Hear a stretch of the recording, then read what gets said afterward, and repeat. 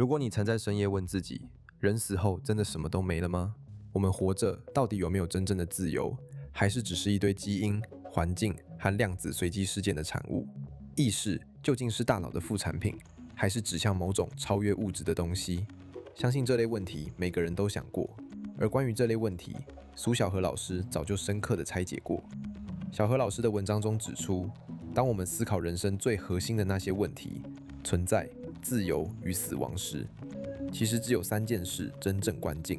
簡單來說，就是3個每個人人生中都避不開的核心問題，那就是宇宙背後是否有一個超越純物質的終極實在？我們是否擁有真正的自由選擇，而不是完全被基因和環境決定？意識或靈魂是否會在死亡後繼續存在，而不是徹底消失？今天這支影片就沿着這個思路，一起來看看人類在試圖理解死後是否真的什麼都沒了時，反覆出現的認知斷裂。你可能不一定同意這些說法，但請聽我繼續往下說。你會發現這些問題其實跟我們每個人的生活選擇、恐懼和意義感都緊緊相連。在此，感謝蘇小禾老師的文章。感興趣的朋友可以訂閱小禾老師的頻道。自由意志這件事聽起來抽象，卻在日常中不斷被挑戰。當你面對工作中的升遷、關係中的承諾，或是對孩子教育的抉擇時，你會發現自己常在“我真的能選擇嗎？”和“這一切早就被注定”之間搖擺。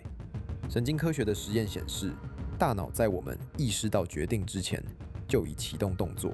決定論者則主張，一切選擇都是生物和環境的必然結果。這不是書本上的理論，而是當代社會越來越常見的體驗。演算法根據你的瀏覽記錄推薦工作、消費和甚至伴侶。AI 工具幫你寫報告、規劃人生。數據告訴你最優解是什麼。久而久之，你會開始懷疑：如果自由意志只是幻覺，那麼道德責任、法律崇霸，甚至我這個主體的同一性，都會變得極其可疑。這股力量正悄然動搖我們整個文明的底層。從古希臘到存在數記，思想家們不斷追問：人是命運的奴隸，還是能透過選擇創造意義？而在今天，這種疑問變得更加切身，因為越來越多人把人生交給數據和系統，選擇變得越來越容易被外部噪音淹沒。而靈魂不死的話題更是讓人一再繞路。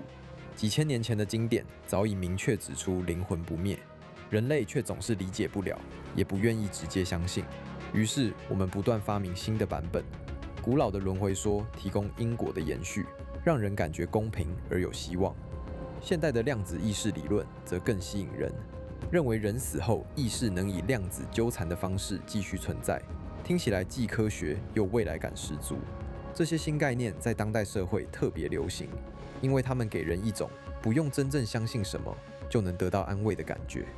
然而，這裡正藏着一個根本的錯誤。人們把科學的解釋力量放在信心的力量之前，結果一次又一次陷入短視。量子糾纏被當成靈魂不死的最新證據，近死體驗的腦波激增被拿來佐證， AI 的模擬智能也被寄望能填補空白。可這些努力常常只是把古老的問題換了件更精緻的外衣。我們習慣先問科學怎麼說，數據怎麼顯示，專家怎麼看，再決定自己是否敢相信或負責。這種習慣讓我們變得越來越被動。工作時，我們等 AI 給建議；關係中，我們等科學的相處方式；面對死亡時，我們等更多研究來安慰自己。結果是，我們的選擇越來越少真正屬於自己，我們的恐懼越來越被外部系統緩解，我們的意義感越來越依賴別人提供的框架。而實際的研究也反映出這種張力。Wellesley College 的團隊在2024年發現，給老鼠注射穩定維管的藥物後，它們在麻醉氣體作用下的意識喪失時間明顯延長。這暗示麻醉劑可能透過影響維管發揮作用。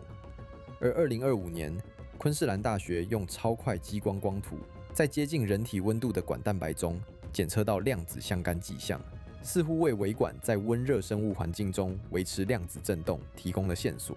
與此同時，Bourgain團隊在老鼠和人類臨終腦波記錄中觀察到伽馬波激增的現象，讓人忍不住思考：大腦是否更像意識的過濾器？這些發現聽起來令人振奮，卻也步入同樣的困境。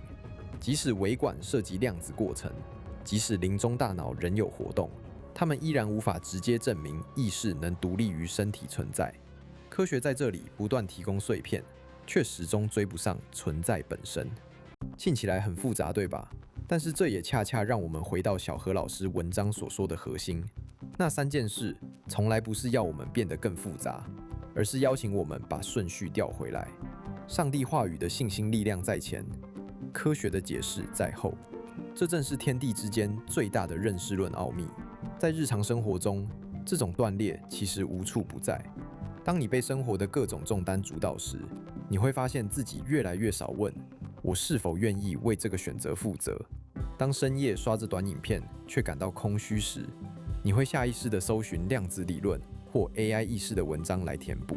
當面對生死或重大決定時，你會把判斷權交給數據和專家，卻避開最簡單卻最直接的相信。這種情況在整個蛇意層面更明顯。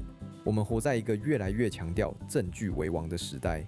教育教我們懷疑一切未經證實的東西，媒體教我們把一切歸因於可量化的因素，科技則不斷承諾用新工具解決舊問題。久而久之，我們變得越來越擅長解釋，卻越來越不擅長相信和承擔。那麼說到這裡，你會發現，如果承認自由意志是真的，就意味着不再把責任完全外包給外部系統，哪怕這會帶來真正的混亂與重量。在生活中，這意味着當演算法推薦工作時，你仍然問自己：這是我真正想要的嗎？當數據說某種關係不科學時，你仍然問自己：我願意為這段關係付出什麼？承認靈魂不死，就意味着不再不斷發明新概念來回避，而是讓簡單的相信重回起點。這不是盲從，而是把信心放在科學解釋之前的一種態度。你不再需要等待下一個量子理論或 AI 突破來決定自己是否敢活得有意義。當你把信心放在前面，不再要求科學先給出完整機制時，你就從短視中走出，開始承擔屬於自己的那份責任、使命與激情。理解這一點的人，並不會突然擁有一切答案，但至少不再活在越來越精緻卻越來越空洞的框架裡。那麼視頻的最後，你怎麼看待這些張力？請在留言區說說你的觀點，無論你站在哪一邊。喜歡小何老師這類深度問題拆解的朋友，推薦去看看他的相關文章和視頻，裡面有很多值得反覆思考的切入角度。我們下一支影片繼續聊，謝謝大家的觀看，拜拜。